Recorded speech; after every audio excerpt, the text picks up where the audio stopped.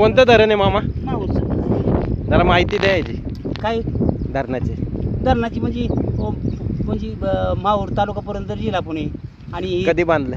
1970 साली सुरुवात केली आणि 72-73ला काम पूर्ण झालं. 73ला यात सांडव्यातनं बाहेर पडलं पाणी आणि तिथं एक विहीर आहे.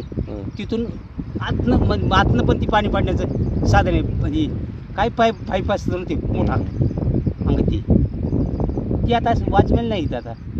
का बरं? सरकारने बंद केले सर्व. कारण ही शासनाच्या अंडरमध्ये ठेवलं नाही शासनाने. इथं 30,000 महिन्याला पगार द्यायला पाहिजे कोणाला? पाटबंधारे खात्याला, म्हणजे शासनाकडून. आता हे धरण माहूरच्या ताब्यात दिलेले. तिथं समिती आहे, पाणी पंचायत समिती. माहूरचा पाणी पंचायत समिती. तिथं संस्थापक म्हणजे